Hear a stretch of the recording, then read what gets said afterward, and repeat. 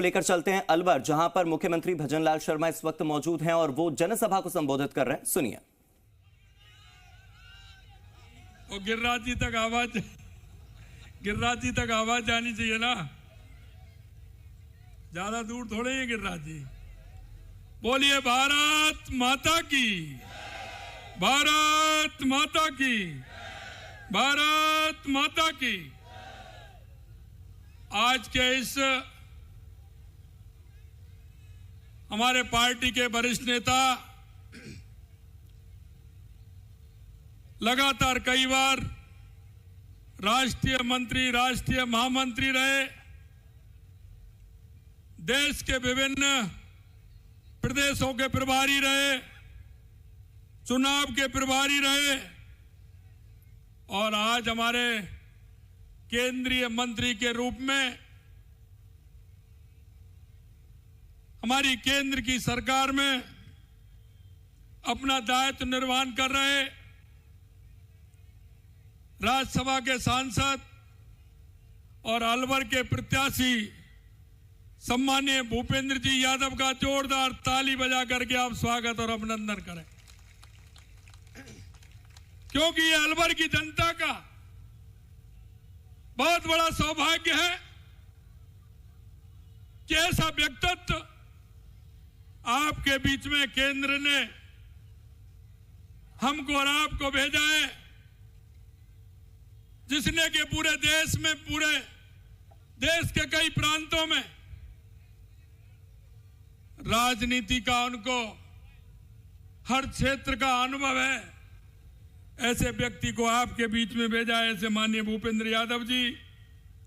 Cabinet में मेरे साथी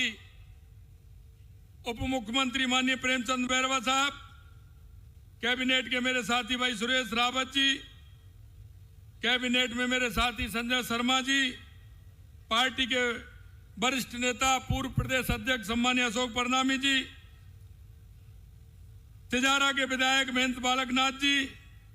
बहरोड के विधायक भाई जसवंत यादव जी, हरियाणा में राज्य मंत्री भाई संजय सिंह जी, जिला प्रमुख बलबीर छिल्लर जी, पूर्व मंत्री हेम सिंह बड़ाना जी, पूर्व विधायक तिजारा मोहम्मद सिंह जी, पूर्व विधायक अलवर बनवारी लाल सिंघल साहब, किशनगढ़ बास के पूर्व विधायक रामेद यादव जी, अलवर ग्रामीण के जयराम जाटव जी, रामगढ़ के ज्ञानदेव आहूजा जी, मुंडा वर्ग विधायक मंजीत चौधरी जी, हमारी लोकसभा के सह प्रभारी लक्ष्मीकांत भारद्वाज जी, लोकसभा के संयोजक संजय नरूका जी, जिला प्रभारी रोशन सैनी जी और पार्टी के हमारे जिला अध्यक्ष अशोक गुप्ता जी, उम्मेद भाया जी, घनश्याम जी गुर्जर साहब महापौर, बन्नाराम जी मीणा प्रत्याशी राजगढ़, जय आहूजा जी प्रत्याशी रामगढ़ और मंच पर विराजमान सभी पार्टी के वरिष्ठ नेतागण, अलवर के गांव-गांव, ढाणी-ढाणी से आए मेरे पूजा योग बुजुर्गों, नौजवान दोस्तों, माता बहनों, सबसे पहले तो मैं आपके चरणों में नमन करता हूं, वंदन करता हूं, आपका अभिनंदन करता हूं, क्योंकि आपने राजस्थान के अंदर एक बहुत बड़े बहुमत के साथ सरकार बनाने का काम किया है। इसलिए मैं आप सभी का स्वागत और अभिनंदन करता हूं और आपको इसके साथ साथ धन्यवाद भी देता हूं। मित्रों, इस देश के अंदर अगर हम राजनीतिक दलों की बात करें तो बहुत सारे राजनीतिक दल हैं और वो राजनीतिक दल ऐसे भी हैं जो चुनाव के समय दिखते हैं, कुछ राजनीतिक दल ऐसे भी हैं जो चुनाव के समय झूठे वादे करते हैं, खोखले वादे करते हैं, घोषणा पत्र में भी झूठा लिखते हैं। लेकिन मैं आपको विश्वास दिलाना चाहता हूं, भारतीय जनता पार्टी एक ऐसा राजनीतिक दल है जो जनता कहती है वो करते हैं और जो घोषणा पत्र में कहते हैं वो करके बताते हैं। इसीलिए तो कहते हैं, मोदी जी जो कहते हैं वो करते हैं और करते हैं वही कहते हैं। यह बात मैं आपको इसलिए कहना चाहता हूं आप लंबे समय से वोट डालते आ रहे हैं, आप किसी ना किसी राजनीतिक दल को वोट डालते हैं, लेकिन आपके वोट का असर कितना होता है मैं आपको यह बताना चाहता हूं। लोग कहते हैं कि यह काम भारतीय जनता पार्टी ने कर दिया। मित्र, वो भारतीय जनता पार्टी ने नहीं,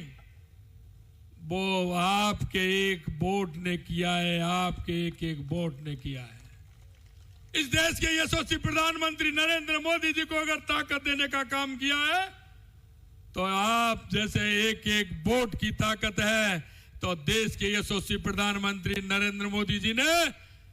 500 साल का कलंक मिटाने का काम आपकी वोट की ताकत ने किया है।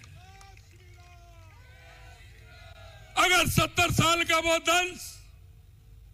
तो देश के बंटवारे की याद दिलाता था